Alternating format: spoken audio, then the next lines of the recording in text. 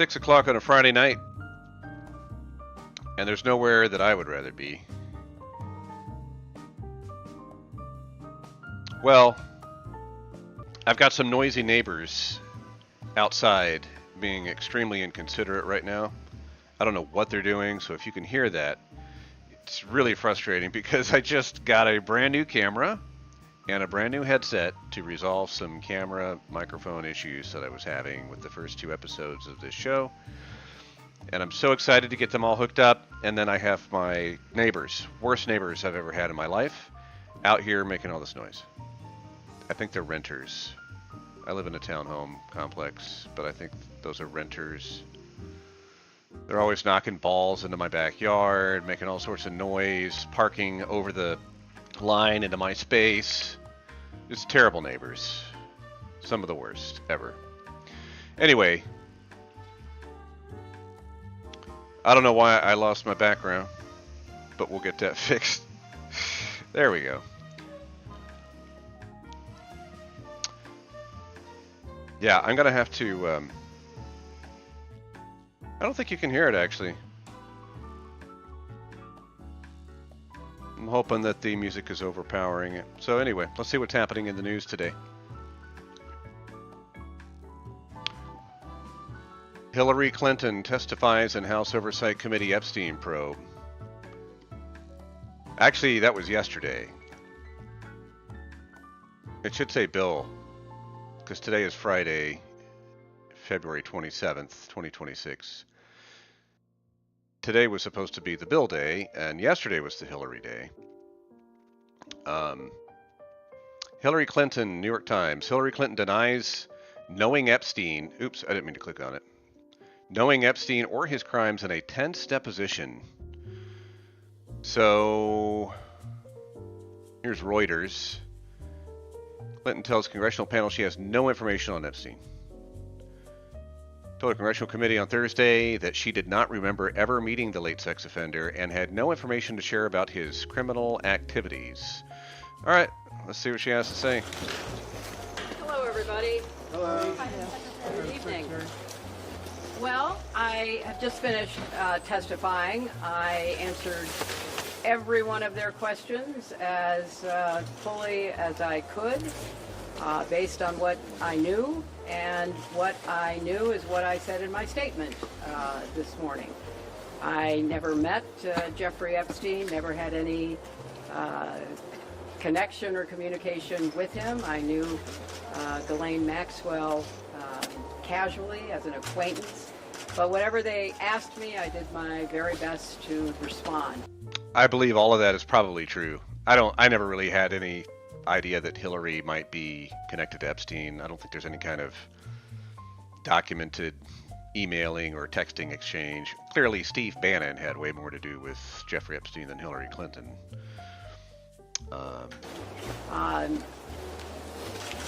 It was disappointing that they refused to hold a public hearing, so I wouldn't have to be out here characterizing it for you. You could have seen it for yourself.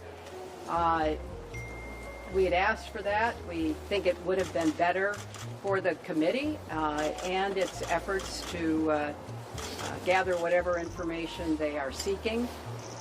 We had a bit of a challenge in the beginning because we had agreed upon rules based on the fact it was going to be a closed hearing. Okay, I gotta address this. This was not a closed hearing. A closed hearing means that the public never gets to see it. We will see it. They're going to release the video within the next couple of days. It was expected to be maybe as soon as today. And we're also going to get the transcript. Usually you just get the transcript. You don't get a video. I mean, you might get the video years after the case is resolved or whatever. Like we've seen, deposition videos of Donald Trump, from years ago when he was testifying about certain cases. We've seen the depositions of Jeffrey Epstein, obviously. So, even when they are private, they do end up becoming public at some point in some high-profile cases. And with this one, it's all recorded and with the intent to release it. The issue is whether it was live. Was it broadcast live? And no, it wasn't. And some of that was on their insistence. It's been back and forth. Anyway, We'll see it. Demand, and one of the members violated that rule, which was very upsetting. She's talking about somebody taking a picture. I think it was Lauren Boebert, the congresswoman from Colorado, took a picture and sent it to a conservative influencer, a guy named Benny Johnson, and that guy posted it, and then the Democrats saw it, alerted Hillary's team, and they're like, okay, hold up, we're going to stop this deposition right now because you're violating the rules. It doesn't make any sense because she just said that she wished it was live. That someone live transmits a picture, and she complains about that. It suggested that they might violate other of our agreements. So we had to cease the hearing for a period of time until we could get assurances that no rules would be broken going forward, and we returned to answer questions repetitively, literally over and over again. I don't know how many times I had to say I did not know Jeffrey Epstein. I never went to his island. I never went to his homes. I never went to his offices. I believe all of that. So it's on Probably the all record true. numerous times. It then got, at the end, quite unusual because I started being asked about UFOs and a series of questions about Pizzagate, one of the most vile, bogus conspiracy theories that was propagated on the internet. So I think it's weird for her to have brought that up, the Pizzagate thing. Here, I'll pause it on a more flattering. There we go. Because, like, that's a stain on her, even though she's saying it's a false allegation, the whole Pizzagate thing. But why bring it up? Because people who aren't inclined to be thinking about that aren't going to be thinking about it until now she brought it up. Now everybody's going to be going to the deposition video when it comes out to look specifically for that line of questioning. The basis of a member's like questions anyway. to me. So I can only say that the best... Let's just assume that it is. She says it with, like, certitude. Let's just assume that it is. She says it with, like, certitude. Maybe it's true that Ghislaine was just somebody's plus one. Whose plus one was she? Was she Jeffrey's? Was she Jeffrey's plus one? Because that was the norm. All right, so that's Hillary. About 24 hours ago now, after she testified yesterday. Today, we, at least in my prep here, I don't have Bill coming out and making a statement yet. We might be able to get that here in a minute. But this afternoon, Congresswoman Anna Paulina Luna, or as they spelled it here in this banner, Paulina. This is like the New Jersey spelling, the Jersey Shore spelling. Congresswoman Paulina Luna speaks with reporters about Clinton's deposition today. So let's see she's the Republican, Bill Clinton's a Democrat. Let's see how she characterizes the testimony from him. She's one of the more reasonable, in my opinion. Maybe I'm slanted, but she's one of the more reasonable Republican voices. Just first of all, a quick update. President Clinton is being very cooperative. I do want to point out, because I have seen some back and forth in regards to some of the Democrats trying to call in not credible witnesses, and I won't get into the nature of what I've asked the president specifically until after the deposition is over. But to be clear, we've had two individuals. One that accuses President Clinton of unfounded allegations of there being sex tapes, etc., by the name of Sarah Ransom. And there was an individual under the name of Katie Johnson that also had unfounded allegations of rape against our sitting president of the United States, both being claims that did not have evidence for grounds of that. And so just as we wouldn't call in an individual like Sarah Ransom, who we know made up claims, we're not going to do the same thing for President Trump. So I think to be able to bring that up and conflate the two with this investigation is wrong. And I want to be very clear on record. I don't believe that Sarah claims had valid claims against President Trump in regards to what she was, President Clinton in regards to what she was alleging. Just as I don't believe that there are valid claims against President Trump by the individual with the name of Katie Johnson. What I will say is it has become very evident, even in the last 24 hours in lines of questioning, that Jeffrey Epstein was running an intelligence gathering operation. In my professional opinion, I do believe it was a honeypot operation. And I do believe that there's a list of individuals who did engage in trafficking, were given these plea deals, and I'm going to name those individuals right now. The first one would be Leslie Groff. The second one, Sarah Kellen. Oh, wait. She's actually, unlike Thomas Massey and Ro Khanna a couple of weeks ago, the congressman who went and saw unredacted file and compared it to redacted, and they were like, hey, this document shows some names that are male co-conspirators, we believe, and shouldn't have been redacted, and they went on the House floor to avoid any kind of lawsuit against them, because you're allowed to say whatever you want on the House floor when you're an elected member of Congress, and there can be no kind of repercussion against you. And they named 4 individuals who were not part of the investigation, other than having been part of a police lineup with Epstein. So that's why their names were redacted, because they didn't have anything to do with Epstein. They were just named on a document because they were also included in a police lineup photo. And that was a big boo-boo, and that made them look really dumb, Ro Khanna and Thomas Massey, for exposing these names that really had nothing to do with any Epstein anything. But she is actually naming true co-conspirators. Now, the first one would be Leslie Groff. The second one, Sarah Kellen. The third one, Nadia Markova. And the fourth one, Adriana Ross. All of these women engaged in the trafficking of minors as adults. They were working and complicit with Jeffrey Epstein's operation. And in my opinion, they are not to be given victim status, because they did partake in harming young girls. I remember seeing in some of the files, some of these girls were, as young as 10, 11 years old and older. And so obviously we have a lot of work to do, but I did want to come and give an update and let you know that President Clinton, as of right now, is cooperative and answering all of our questions. Bipartisan spirit, and I like that. It leads me to believe that if we can remove the partisan nature of this investigation, we actually might be able to get justice. And so I will be calling... 100%. There are Republicans who only care about the Epstein files in it as much as it hurts the Democratic Party, and Bill Clinton in particular, and anybody else high profile. And on the other side, the same thing. Most Democrats, at least elected members who are Democrats, only care about the Epstein files in so much as it can help them hurt Trump politically. That's it. But that's not why most people, American people, want answers, because they want the elite, no matter what party, to be held accountable. On the oversight committee to bring in those 4 individuals that I just listed, we will continue to conduct the investigation and provide updates shortly for all of you. What has the president said?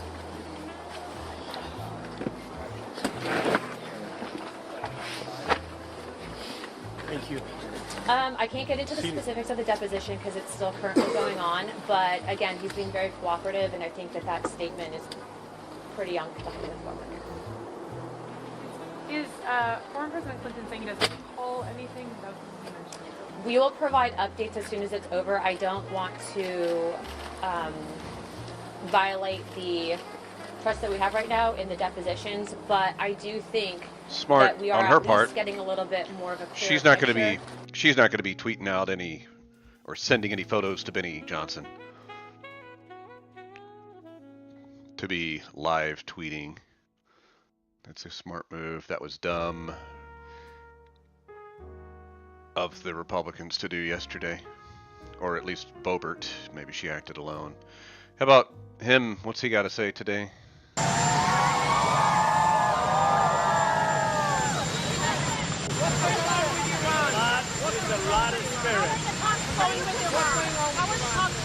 Being asked about Iran. No, I'm not. I'm not happy with the fact that they're not willing to give us what we have to have. So I'm not thrilled with that. We'll see what happens. We're talking later.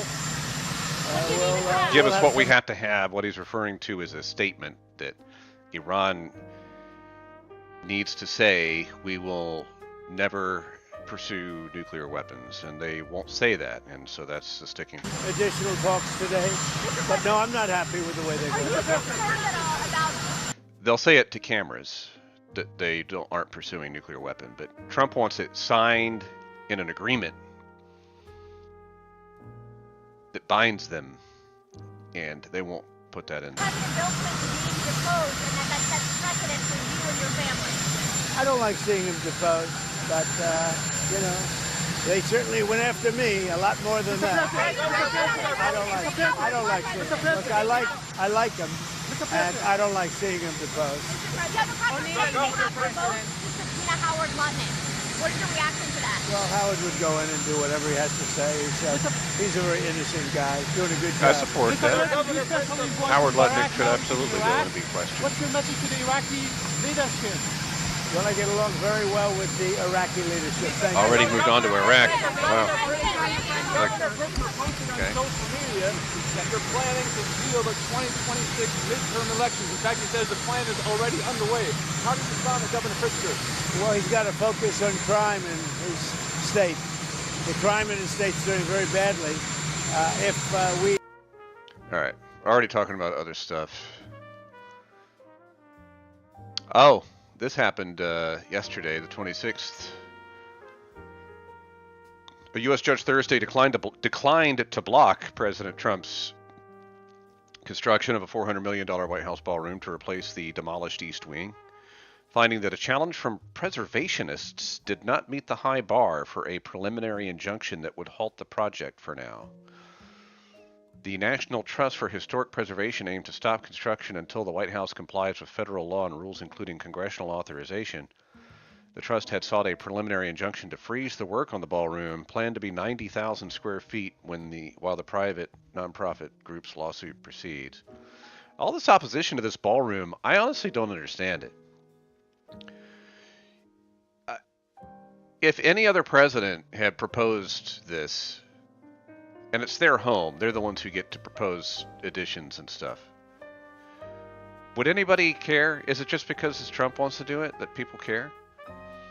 And if it's going to be nice, then why oppose it? As long as it's going to be nice. As long as it's not going to be garbage. My sense is that anybody who is that opposed to it and screeching from the rooftops about how they shouldn't be doing this ballroom, they shouldn't be allowed to use the ballroom when it's done. Anybody who is that opposed to it, when it's done, should never be allowed to use it for anything. You didn't even want it, so why would you want to use it? How do the markets do to close the week? It doesn't look good. That's from earlier. See how they closed. Down 500 points, about 1%. 2% would be of concern, but 1% typically doesn't indicate too heavy of a drag. About 1% for the NASDAQ, about 0.5% for the S&P 500. Russell 2K, nobody really pays as much attention. I shouldn't say nobody, but most people don't pay attention to the Russell 2K. It's just these three. So how are we looking at the cryptos? Bitcoin down to 60, just shy of 66. Europe markets, flat. Asia markets, mixed. We say mixed on that one. So, gold, how about gold? Wow, gold's up 2%. 1 month high. 7th straight monthly rise. Silver up, look, what the? Silver up almost 8% on the day. That's crazy. Is it time to buy the precious metals? Nvidia down today. It was at like 190 2 days ago. So, maybe a good time to buy since it dipped a little bit. There's still forecasts for it to hit like north of $225 within the next several weeks and like $300 by the end of the year. So 177. I actually kind of hope it comes down a little bit more, like 150. Then you buy there. If it closes at 300 at the end of the year, you've doubled your money. One can dream, I guess. Not going to get too much into stocks today. I did want to talk a little bit about some non-governmental stuff. I was going to say non-governmental, non-boring. But a lot of the governmental stuff has been not boring lately, and that has to do with the Epstein Files, of course. What's this interview? 1975 interview with William That's Geraldo. Holy crap. This is the crazy thing. 1975. That's 2 years before I was born. I'm born in 77. I'm 1 day away from having like the most magic birth date of all time. Of 7s across the board, but I missed it by 1 day. So anyway, we got this 1975 interview with William Shatner about Star Trek, which at that time had been off the air, the original series, for 5 years. So let's see this. By the way, the crazy thing, both of these guys are still on TV. Both of these guys. Geraldo's still on news channels talking about, his political opinions, and Shatner is doing this thing. He's like 95, and he's doing some show called The Unexplained Zone or something like that, where they talk about everything from ancient aliens to, government secrets or whatever. So anyway, let's check out this. In network television programming, the ratings are just about the only game in town, and when the ratings begin to drop, the show is usually on its way out. NBC had a science fiction series on a while back. You probably remember it. It was called Star Trek. After Star Trek is. After only 2 moderately successful seasons, that network decided to drop the program. But for the first time, really, in television history, the outraged TV audience spoke up, and they deluged NBC with approximately 1 million letters demanding that the show be kept on the air. And they were successful, at least temporarily. I'm going to be right back. I just want to lighten up the room a little bit. Be RB, and I'll hit play again here. In the very first episode of Star Trek, the fans, as you can hear, were wildly loyal. But since it's gone off the air and into reruns, the number of Trekkies has soared, and a fantastic cult has developed around the show. Hundreds of thousands of these Trekkies get together at conventions like this one, held last week at the Americana Hotel. It's estimated that 10,000 kids who age from 5 to 50 attended. And they besieged the stars of the original show who came to speak with them. Now, these avid fans have come from miles away to hoard the memorabilia of their superheroes. Met Leonard Nimoy, but not here. Well, I think I met almost everybody except for DeForest Kelly, Mr. Sulu, and Lieutenant O'Hara. Later on, at a costume ball, the fans roared their approval as green witches, blue beings, glitter monsters, and Klingons, Vulcans, and Tribbles paraded by a panel of judges, which included Mr. Chekhov, Chief Engineer Scott, and Captain Kirk, who was incidentally molested by outer space femme fatales no less than a dozen times. The art show deals... All right, let's skip ahead of the interview. Oh, great. Thanks a lot. Now, how long has the show been off the air now? I think it's been off 5 years. Now, how do you...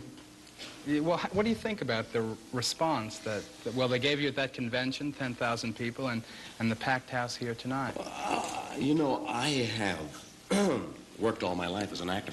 Spent years and years in business. And I can't explain this. And so my experience gives me no answer. I can't put it down to anything but just an incredible phenomenon.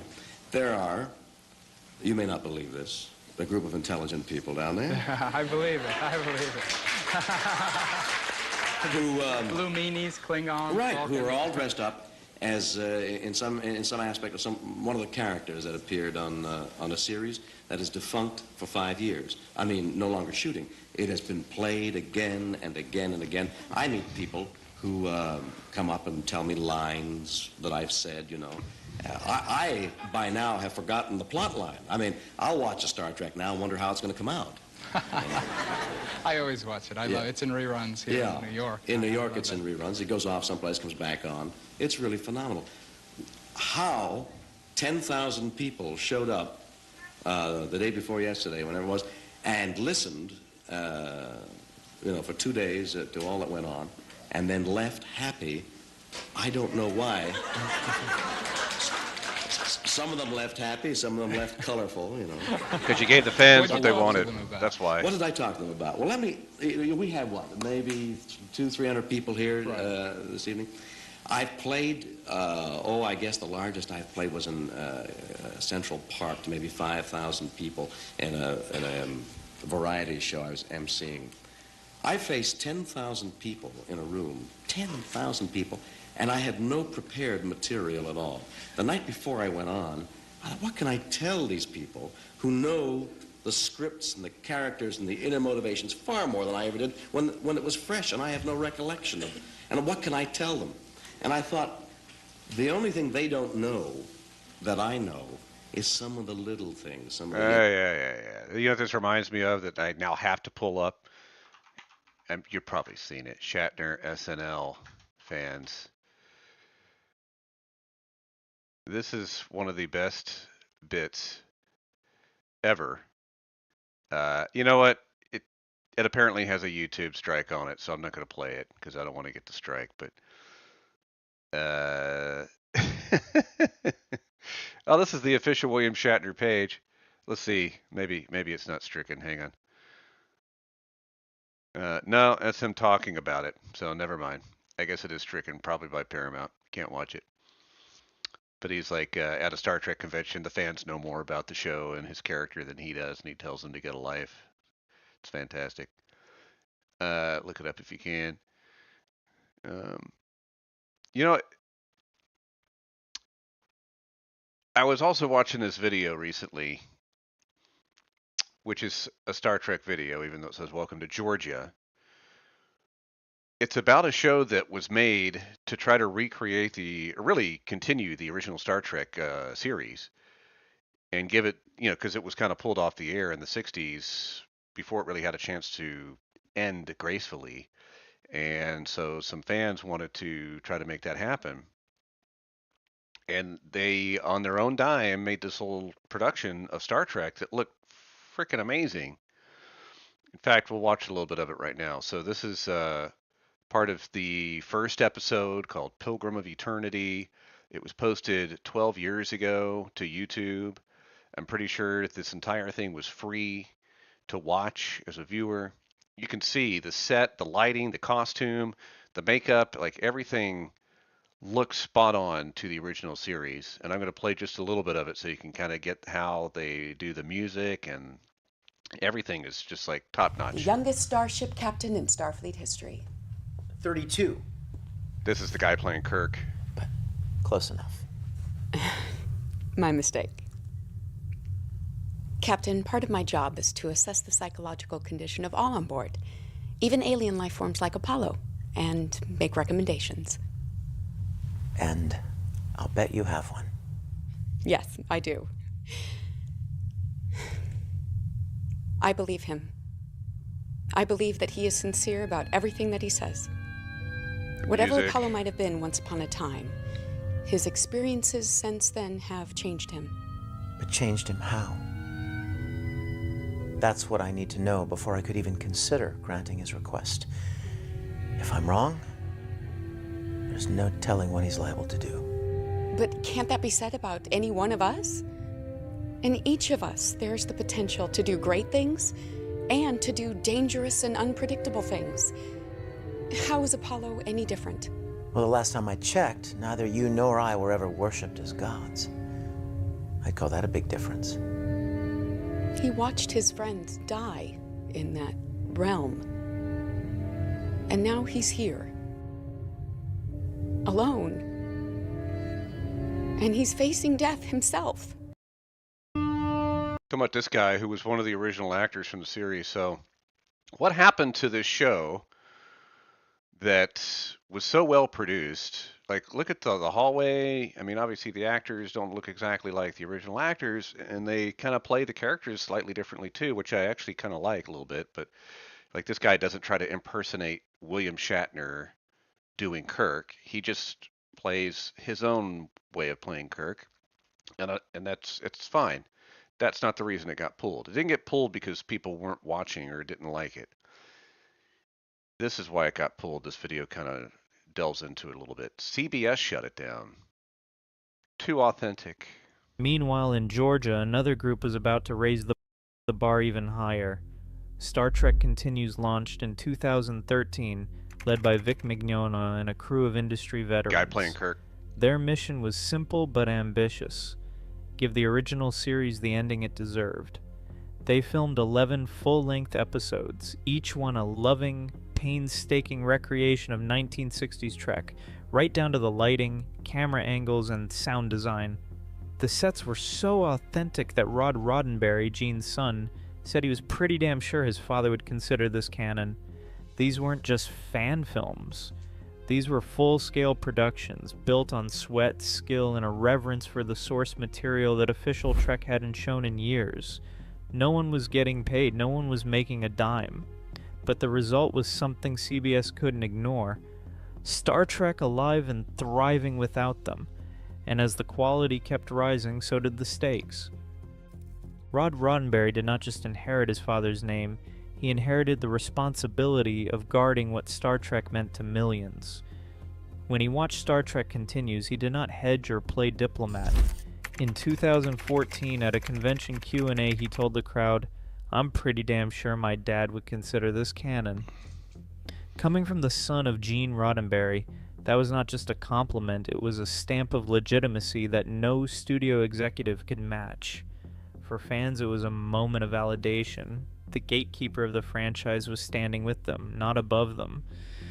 The list of people who volunteered their time and talent reads like a roll call of Trek's own Hall of Fame. D.C. Fontana, who wrote some of the most beloved episodes of the original series, returned to script new stories for new voyages. It's amazing. David Gerrold, the mind behind The Trouble with Tribbles, directed and mentored. Walter Koenig and George Takei did not just show up for cameos. They reprised their original roles, years after leaving the official sets behind. Michael Forrest, who played Apollo in 1967, stepped back into the role nearly half a century later. That's the episode we were just watching. Giving fans the closure the show never did. Even Michael Dorn, the voice of Worf, lent his talent to Star Trek Continues. These are not just guest appearances, they were endorsements. Each one a quiet rebuke to the idea that fan work was somehow lesser. Recognition came from outside the Trek bubble, too. In 2014, Star Trek Continues took home Best New Media, Drama at the Burbank International Film Festival, and the Geeky Award for Best Web Series. At the 2015 Independent Star Trek Fan Film Awards, it won 6 out of 9 categories. Prelude to Axanar, another fan production, matched that record. No official Star Trek series, not even the big-budget reboots, had ever been so celebrated by the community in such a grassroots way. All of this happened without a single paycheck. Every episode, every set piece, every hour spent in makeup or at the editing bay was done for free, for love of the universe Gene Roddenberry dreamed up. The pride and ownership in these productions was real, and it was contagious. For a brief window, Star Trek belonged to everyone willing to put in the work, but that window was about to slam shut, and not from lack of passion, but from the very people who should have been cheering them on. November 2nd, 2015, CBS drops a bombshell. Star Trek is coming back to television for the first time in over a decade. The official press release is careful, new characters, new worlds, set right before Kirk's era. But for anyone paying attention, there is one detail that stands out. The new series, Discovery, will center on a war between the Federation and the Klingons, the same era, the same conflict that Alec Peters and his team at Axanar had spent 2 years and over $1 million recreating on their own dime. 8 weeks later, the hammer falls. On December 29, 2015, CBS and Paramount file a lawsuit in federal court. The case is CBS Studios Incorporated and others versus Peters. The complaint lists over 50 separate Star Trek elements allegedly infringed by Axanar, uniforms, ships, even the shape of Vulcan ears. Alec Peters, who had just wrapped a holiday break, learns about the suit not from a lawyer, but from a headline in The Hollywood Reporter. No warning, no cease and desist. One day it is business as usual, the next he is staring down a team of studio attorneys. The message is blunt. You went too far. Ridiculous. Totally ridiculous. Some of the comments here on this. Wouldn't it be cheaper for CBS to have just bought the finished product and put them on their streaming platform rather than sue them? Yes. Not just cheaper, but financially advantageous for CBS. I canceled my Paramount subscription and boycotted all Star Trek films or series when this happened.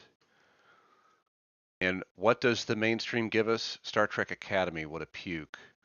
I simply do not understand how Paramount executives didn't take a look at what people like Star Trek Continues was doing and say, we should probably commission these people.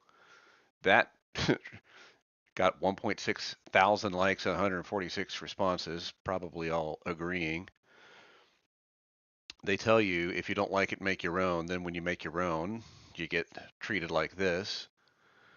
The only crime is that the fans did it better and with more love of the characters in canon than Paramount and CBS ever did.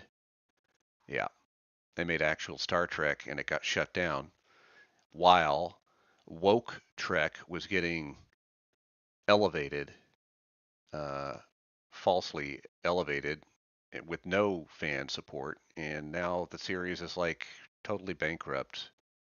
I don't just mean financially, but nobody cares about Star Trek anymore. And it's just kind of sad because it was a great, had a great run, but whatever. Nobody cares about Star Trek anymore. I wanted to talk about something else too tonight. It has to do with artificial intelligence using chatbots. It's becoming more and more prevalent in how we do our day-to-day lives behind the scenes, things that we don't necessarily see. And one of those things is with looking for a job. And we've all heard about how AI is being used more and more in the hiring process. And I can understand why, because AI is most useful when, let me get the music vibes back up here. Sorry about that.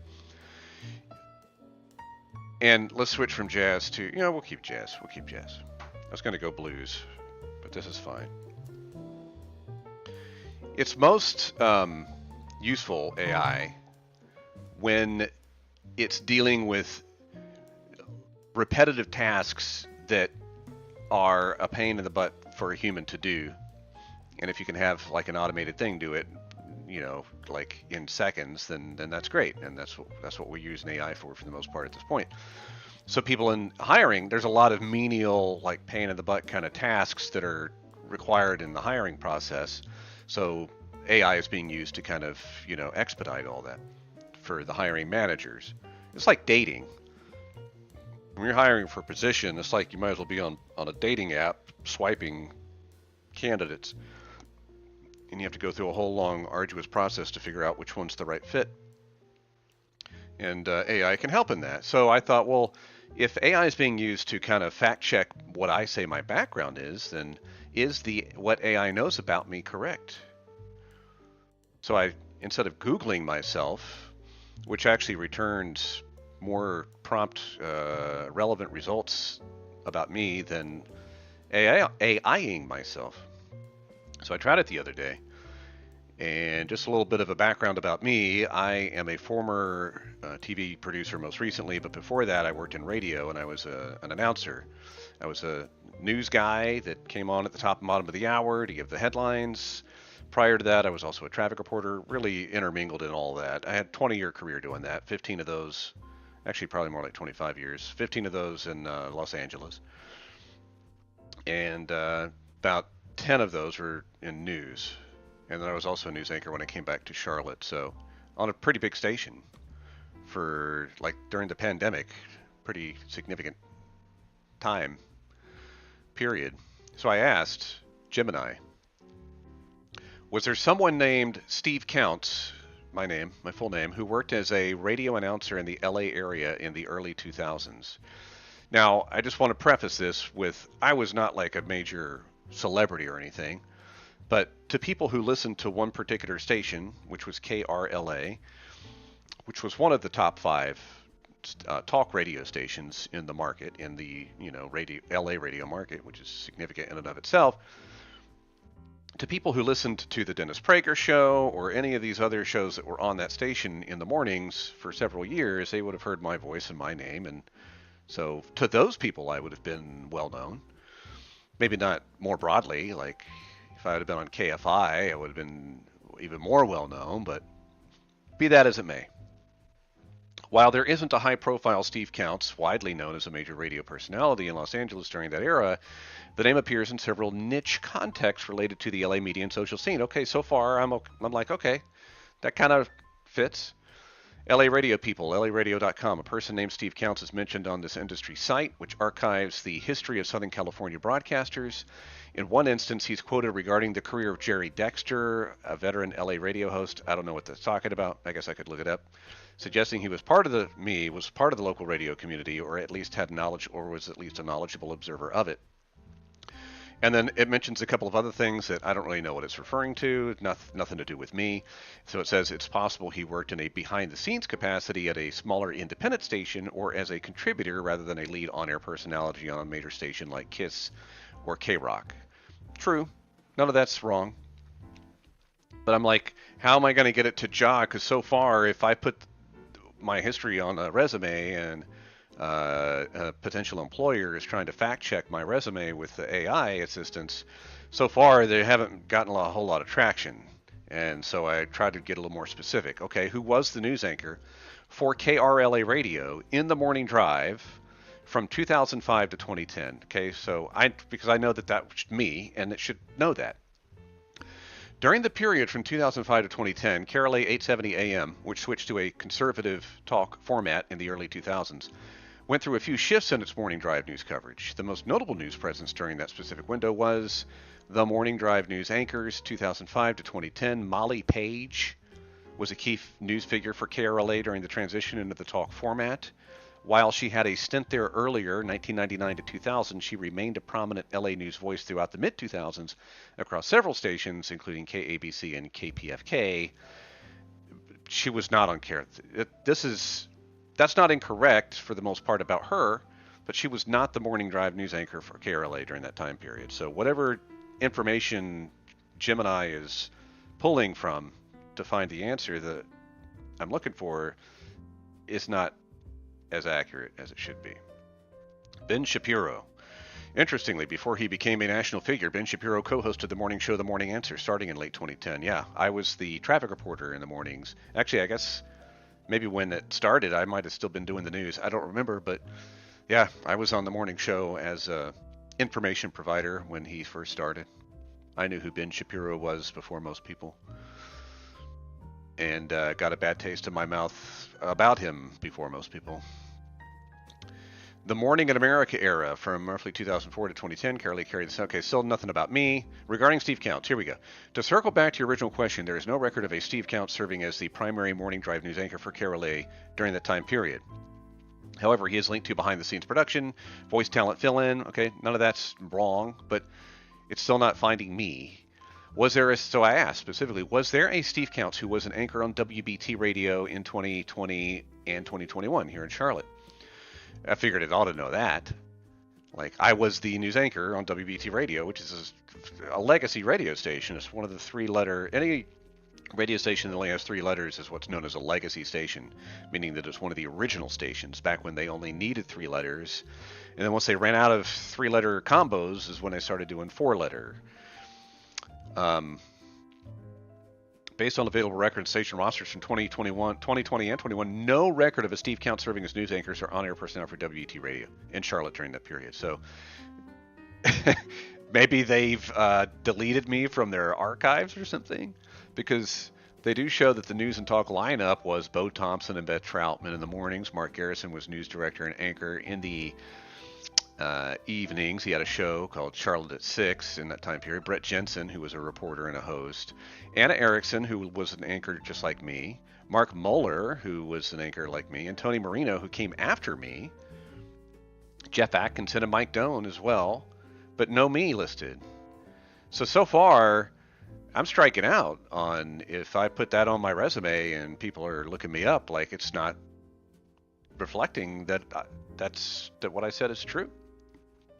Possible connection. The name Steve Counts does appear in Charlotte-related records and radio archives, but in different contexts. Airborne traffic. Oh, we're getting somewhere now. Steve Counts is documented as having been an airborne traffic reporter for WBT in the late 1990s, specifically noted in a 1998 incident. That would be my plane crash. But the interesting thing about that is that when I hover over the link, the website that it lists is LAradio.com, So it's not even based on the Charlotte Observer article about me that should be somewhere on the internet. It's from the late 1990s, but it should still be on the internet. They shouldn't be basing this data on something that's on a Los Angeles bio about my history.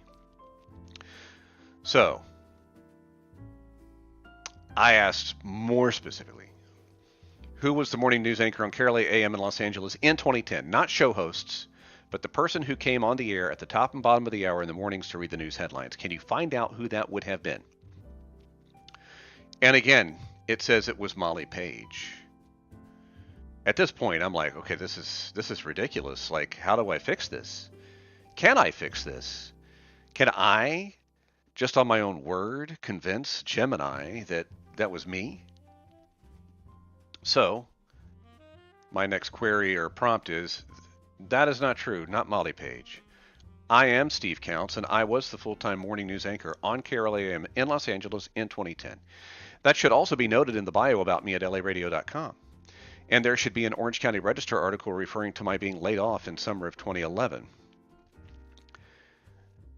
I appreciate you correcting the record. You are absolutely right, and I apologize for the oversight in my previous searches. So it did not push back saying, well, you say so, but I can't find anything to back up what you're saying. It actually did some deeper digging into the specific archives that I mentioned, particularly the Orange County Register and the comprehensive Where Are They Now files at laradio.com. The details of your tenure are clear. The verified record of Steve Counts at KRLA. Just because I challenged Gemini and pushed back on its initial claim that it wasn't me, it's now verified that I guess I'm correct. You were indeed the full-time morning news anchor at KRLA during the late 2000s into 2011. You provided the top and bottom of the hour news updates that anchored the station Morning Drive identity. Talks about my layoff, the shift, the WBT connection, the summary of my KRLA role. It says you were the anchor in the truest sense, providing the hard news foundation for a talk-heavy format. It says you were the local voice that listeners relied on for LA-specific news breaks. Correction note, my previous mention of Molly Page, so it's actually bringing this up on itself. I didn't even say it wasn't Molly Page. I didn't even mention Molly Page in my response. So it's on its own saying my previous mention of Molly Page was based on her earlier tenure and fill-in work at Salem. However, for the full-time morning anchor chair in 2010, the record clearly belongs to you. Thank you for providing those specific landmarks. So then I figured I might as well go ahead and flesh out part of the reason that Gemini maybe couldn't find the information to begin with. I actually did not work for Salem, which was the company that owned KRLA. Perhaps this was part of the reason for the search error. My employer was Metro Networks and then Airwatch, which later became Total Traffic Network, which employed me as a news anchor, and I was used by Salem for their stations in a business relationship between Metro and Salem, a relationship that was later acquired by Airwatch. So Gemini goes on to thank me for clarifying even further and corrects the record. And then I also went on to articulate a little further what happened to me with WBT. I was recruited by the radio conglomerate Intercom to fill the morning news anchor slot on WBT in Charlotte full-time starting January 2020, ending August 2021. In this case, I did not work for a third-party company. I worked for Intercom, which owned WBT at the time. But shortly after I was hired, the station group was sold to another company called Urban One, sometimes known as Radio One. And then it basically comes to confirm that what I said is true. I guess it did some additional searching. Why the search error occurred, it wants to set the record straight. So I like that it's doing this. Most public-facing radio databases and general AI training data, importantly here, tend to focus on the talent, the talk show host like Bo Thompson, rather than the anchor, the news professional. Although it did list other news professionals in there, so I don't know why. Furthermore, because you were hired by one conglomerate and let go shortly after the finalization of the sale to another, you were essentially a bridge anchor between two different corporate cultures. Whatever. So, note for the record, Steve Counts was the full-time morning news anchor for WBT AM/FM from January 2020 through August 2021, serving through the station's transition from Intercom to Urban One ownership. Since I now had the full picture of your time at both KRLA and WBT, would you like me to help you draft an updated professional summary or bio that clearly distinguishes these roles? Well, no, because now I don't trust you to know my bio. But if I do a new chat now, it should say, who was the news anchor on KRLA 870 in Los Angeles in 2000. Let's just do a year I haven't even mentioned yet, 2009.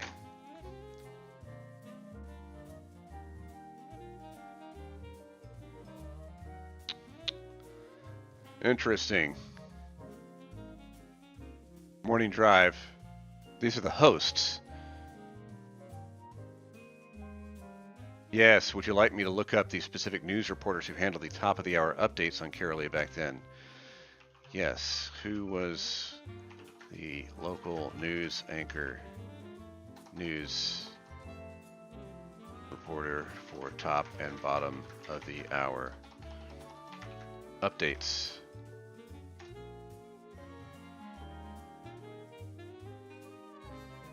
Larry Marino. Well, no, Larry was in the afternoon. It's still wrong. Yeah, this is a problem. This is a big problem because companies are using AI to help in the process of hiring. So I encourage everybody who's watching this to check AI and make sure that it knows your work history. Was there someone named Steve Counts on KRLA as a news person in 2009? There is no record of a news reporter anchored by the name of Steve Counts, as mentioned previously. Wow. I am Steve Counts and was the news anchor contracted through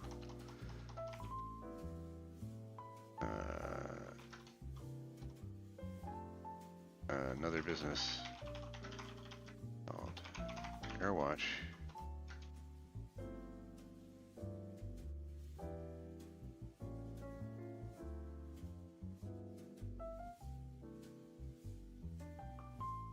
In 2005 to 2011, I already clarified this with Gemini in a previous chat, and Gemini told me the record would be corrected going forward.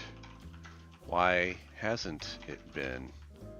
What do I need to do to inform Gemini of my work history? This is concerning, considering potential employers if I am searching for a job, may use AI chatbots to try to verify my resume. So far, they would believe me to believe my resume isn't accurate if they are basing their decisions on AI chatbots. What's it gonna say? I appreciate you clarifying this. It's important to address why an AI might not remember a previous correction and how this impacts your professional record, why the record hasn't corrected itself. Language models like Gemini do not have a single unified memory that updates in real time based on individual conversations. Privacy and session isolation. For privacy and security, most AI interactions are contained within their own session. If you tell an AI a fact in one chat, it usually doesn't transfer that specific data to its permanent core knowledge base. This prevents the model from being easily manipulated or accidentally leaking private user data to others.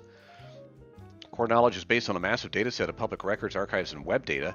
Unless that underlying data, like LinkedIn, radio archives, or news articles, prominently features your tenure, the AI's default answer will rely on the most cited public figures from that time, such as Larry Marino. How to ensure your work history is recognized? Since employers and AI scanners look for social proof and digital footprints, the best way to inform AI is to strengthen your public digital record Ensure your LinkedIn and Indeed profiles explicitly list news anchor Carol 870, as AI crawlers frequently use these sites as primary sources for biographical data. Can you not access my LinkedIn profile? It shows my work history and includes stations I was on. My name is Steve Counts.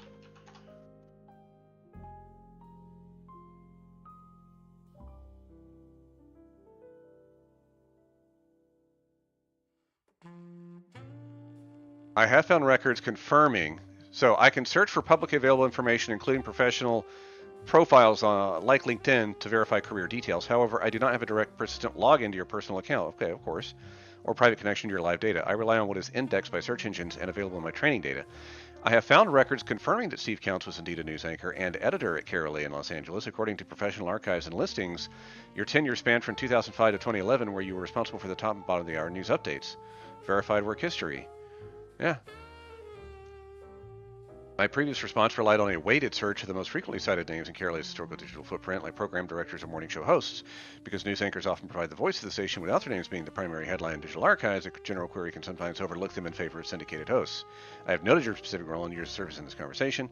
To further ensure AI models pull this information correctly for recruiters, maintaining a public-facing LinkedIn profile on a personal professional website remains the most effective signals for AI crawlers to index. Well, that's a pain. I guess I'm going to have to address that at some point, because that seems unacceptable to me. That seems unacceptable. Anyway, tonight we're going to play Indiana Jones and the Great Circle.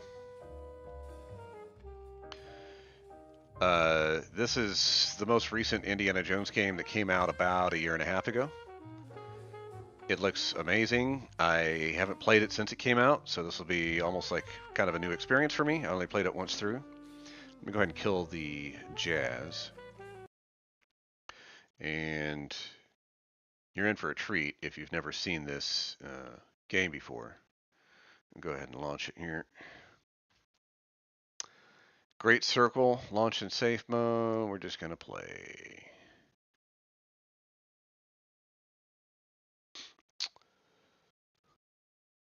I am a fan of Ghost drinks. Sometimes they make me a little too jittery. And there's another energy drink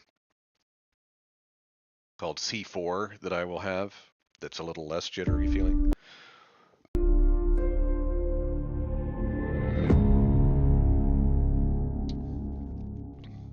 Bethesda.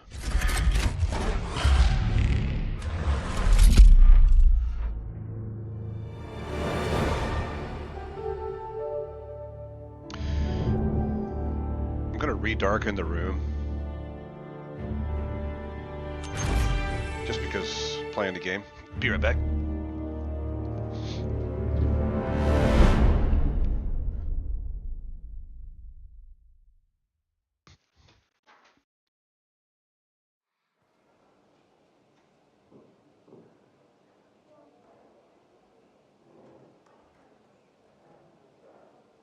I feel like I may have the graphics up too high. Let's see.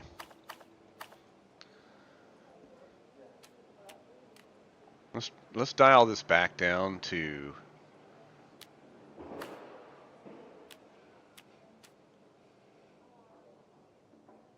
accept. Yes. I think I hit it. There we go. Well, no.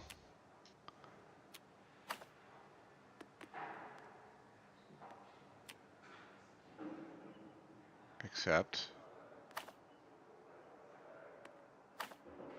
That's better. I can already tell. Yeah, way better. I don't know why this is not full screen, though. Hang on a second. Let's see if I can fix this real quick. There we go. There we go. We're going to do a new game.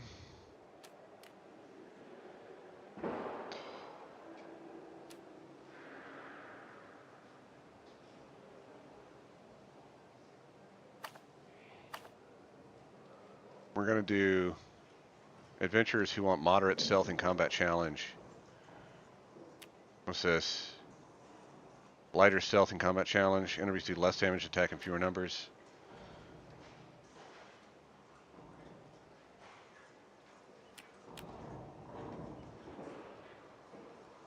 Let's do light.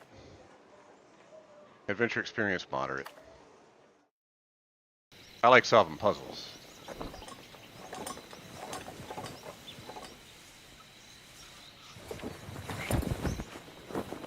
We are walking the path of death. What of the curse? Superstitions, Satipo. Tranquilo.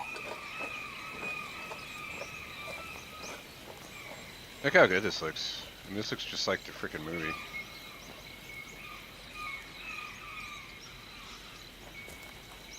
I'm using a gamepad for this.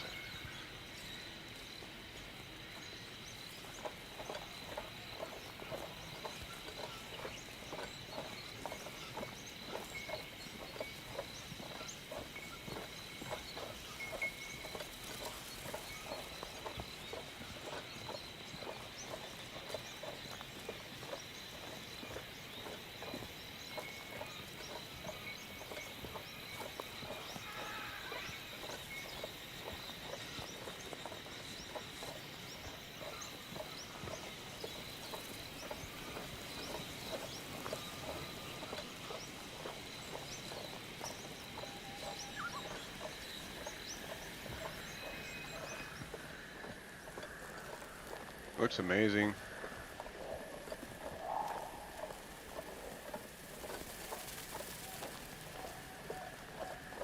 The sound is really good too. Especially with the headset on.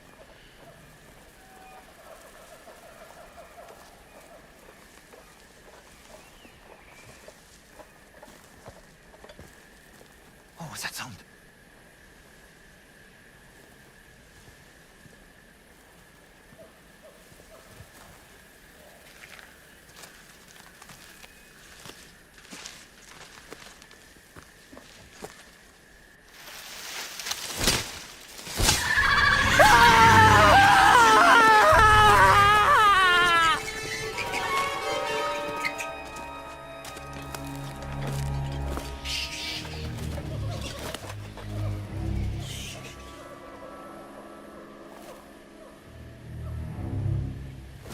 Alfred Molina, another guy's actor's name. Senor, the Jovitos could be watching us. Jovitos don't like intruders. Relax.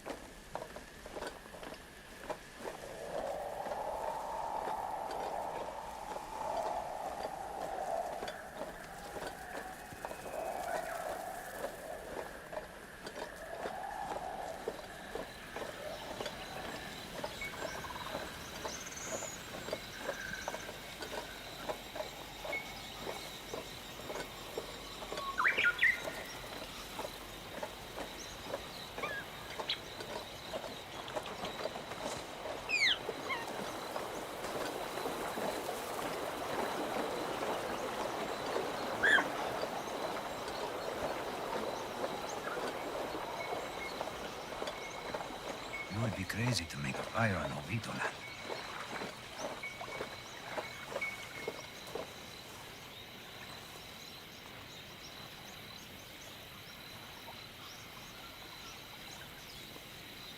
Where are we going? Over here?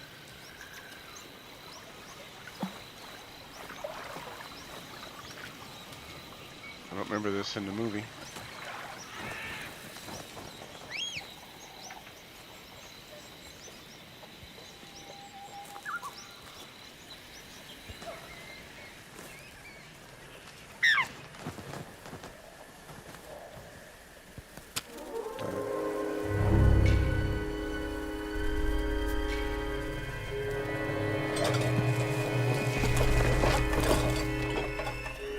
Jovitos are near. Poison is still fresh, 3 days. They're following us. If they knew we were here, they would have killed us already.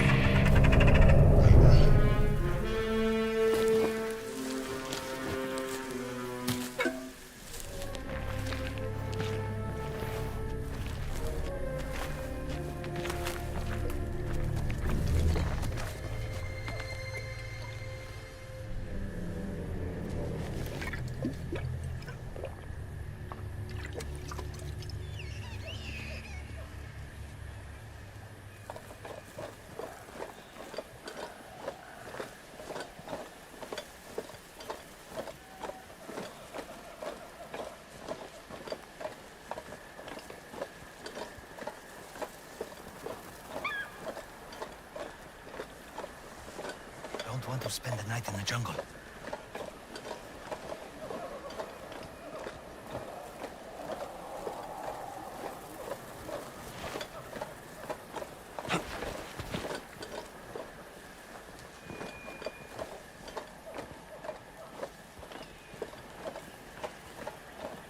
This is the jungle telling us to turn back.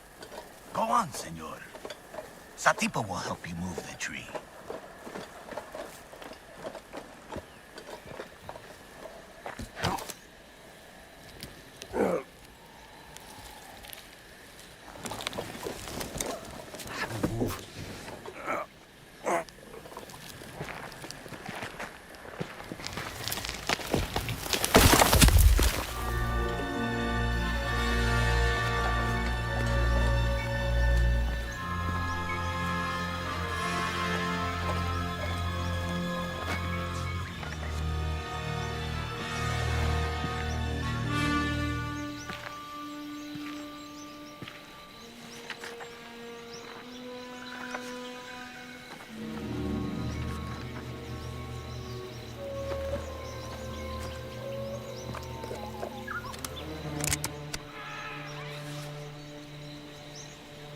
Am I supposed to grab that?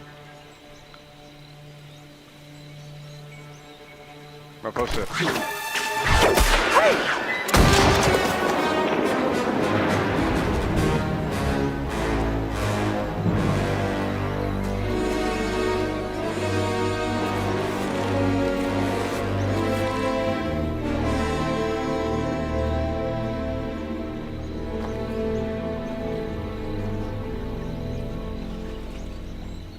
Kind of want to watch the movie for the comparison now. Some of these shots are like totally from the movie. This is the cave.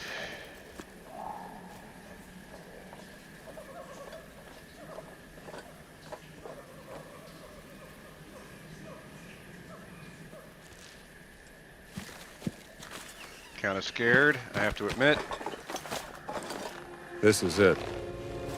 This is where Forrestal cashed in. Friend of yours? A competitor. He was good. He was very, very good. Senor, nobody has come out of there alive. Please.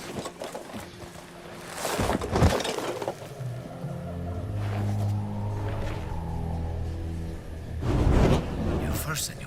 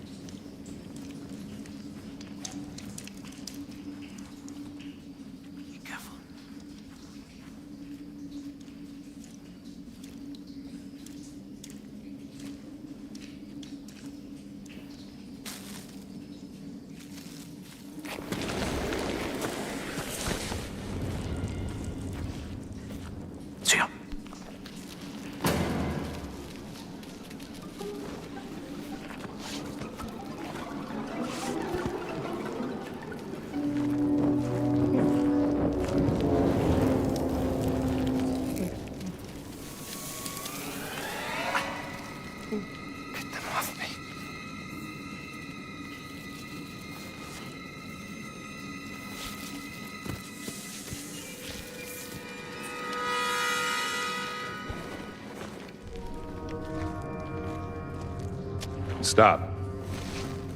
Stay out of the light.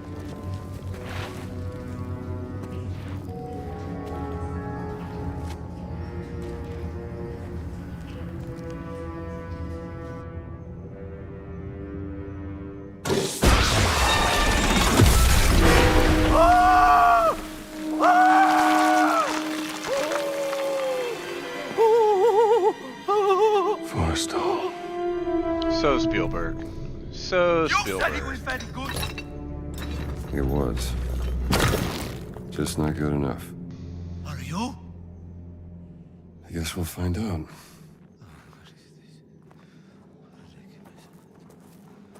How do I?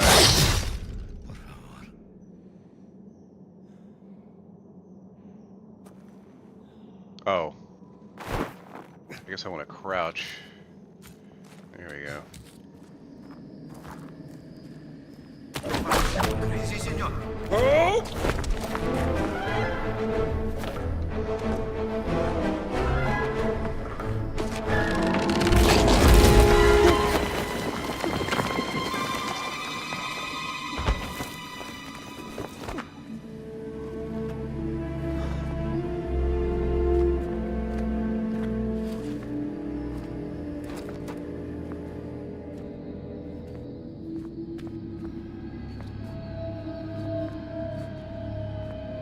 It's the idol.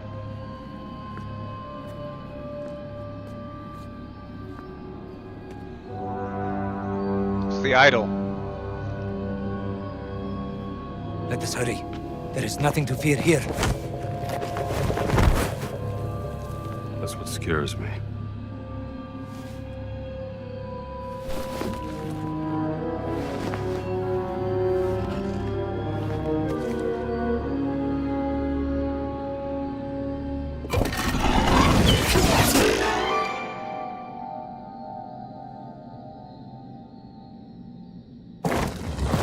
That did it.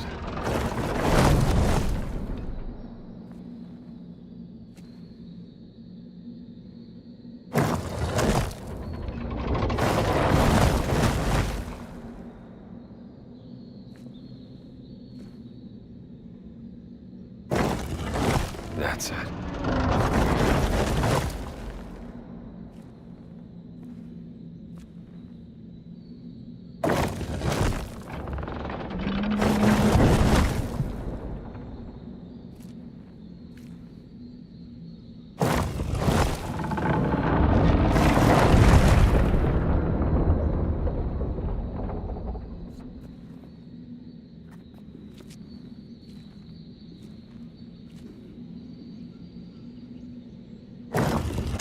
That's how it's done.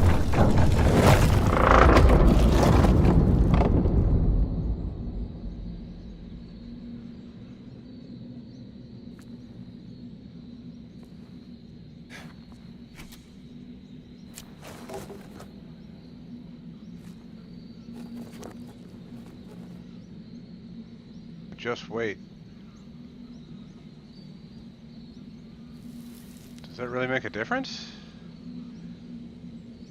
If I do it right, will the ball not fall and roll around after me?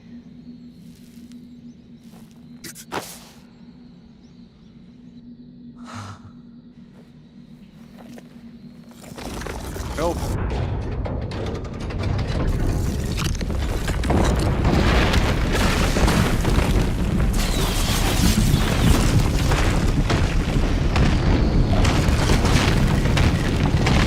Give me the whip! Whoa, whoa! Oops. That's not how that's supposed to happen. Hey. Give me the whip! Yo. Throw me the idol. No time to argue. Throw me the idol. I throw you the whip. Okay, how do I throw it? You have no choice. Hurry! Give me the whip! Adios, señor.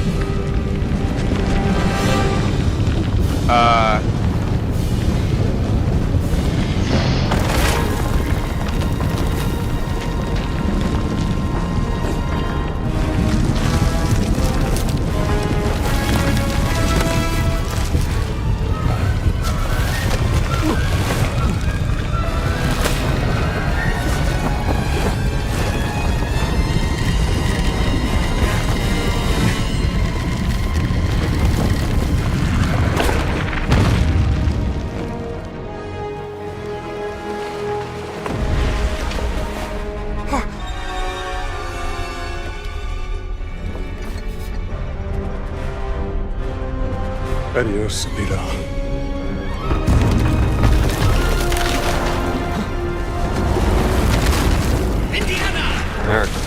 Solid American. Man, I knew 10 years ago. I learned to hate you in the last 10 years. Well, where the hell were you? Damn it, don't you leave me down here by myself!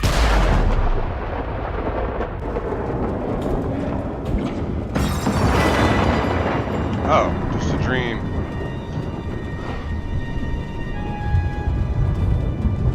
Marcus. What's that, Epstein? What? It's like a labyrinth.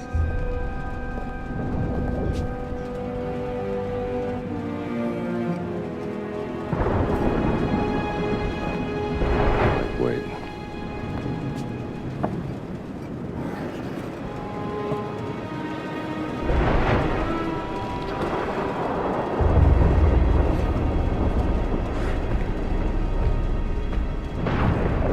What the devil?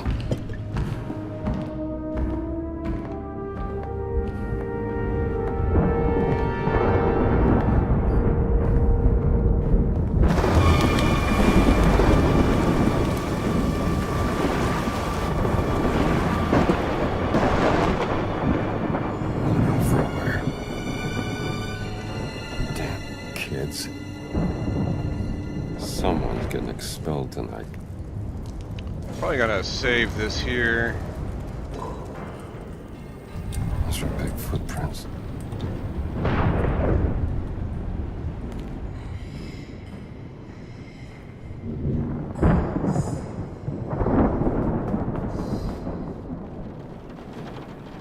Gotta be some vagrant. What's this?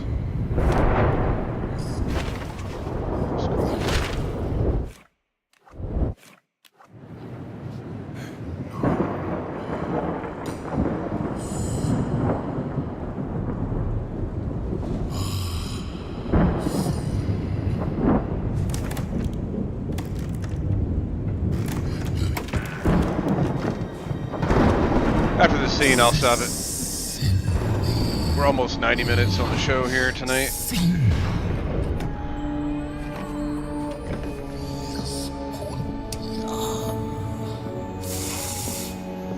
All right, pal. You can't sleep here.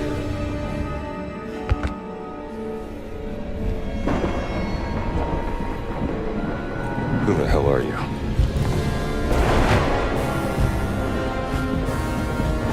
Is that the actor from Candyman?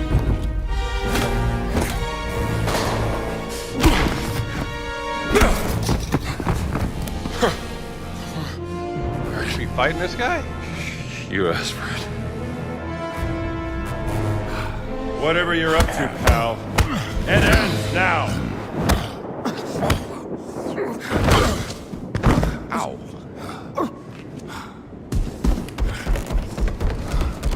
This is a museum. Careful. You like a punch for a little guy.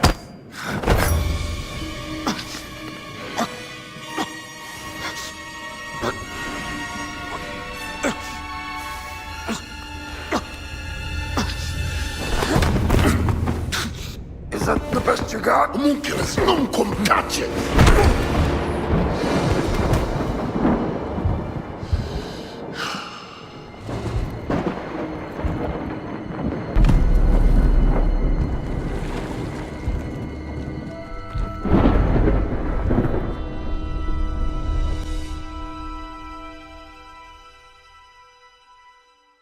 Indiana?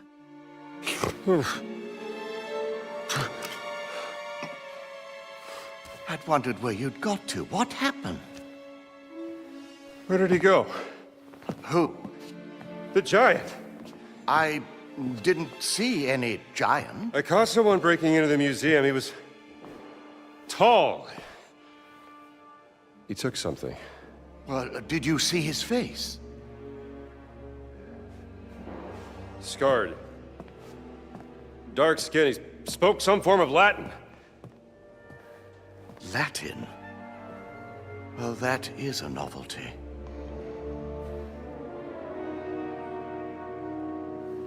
Come on, Marcus.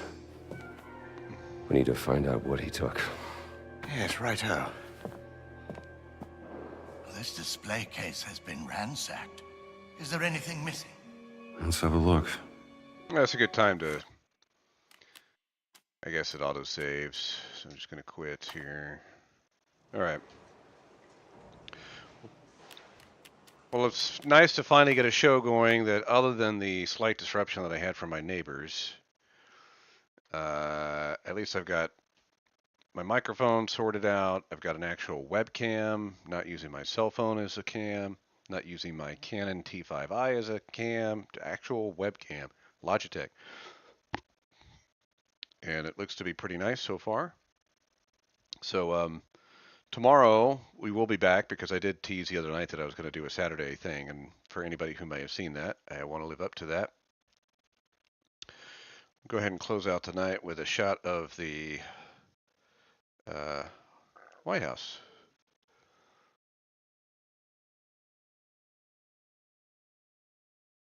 Go ahead and get the music back on to close everything out as well. I don't know if this really matches the Washington, D.C. vibe, and I don't know why it just went away again. Now I do. There we go. I feel like I need a shot of New Orleans. Do we have a live New Orleans? Let's find out.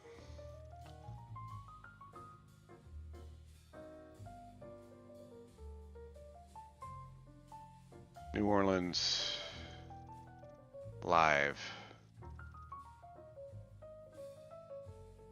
Nope. Times Square. What's happening in Times Square?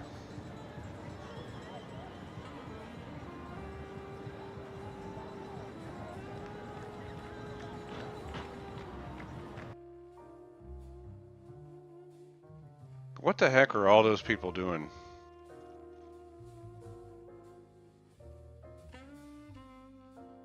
And what is this cartoon character at the bottom of the screen? What is that? Is that a kid? And there's an ape next to him, a gorilla. What the heck? Sorry, clearly not an ape, it's a gorilla. Anyway, we'll be back tomorrow. In fact, while I'm still here, I'm just going to check and see if there's any update on William Jefferson, to see if maybe he has testified already.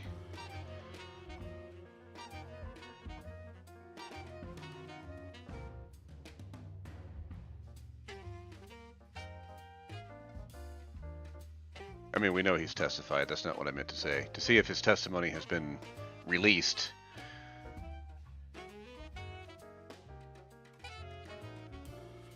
Deposition concludes. This is just, I still don't see that they have posted, I guess, GOP oversight that's releasing these. Yeah, Les Wexner is the most recent. They're also the ones who released Ghislaine. Here's from a month ago when they were supposed to originally come and they didn't show up. They posted the empty seats. So we'll check back tomorrow and we'll see if the depositions videos have been posted. If so, we'll go over a little bit of those. I did say the other night, I guess last night, that I would do the noon show from noon to like 2, like a 2-hour deal. So I'll stick to that. Noon to 2 tomorrow. We'll do a little games. We'll do a little talking about any news updates. It is the deadline for Iran. We'll see what's happening with the latest on that. And, try to continue to get in my little groove. Just kind of doing the show on the fly, and things that work will continue to be done, and things that don't work will be thrown away. So I appreciate everybody who's watching, and see you tomorrow.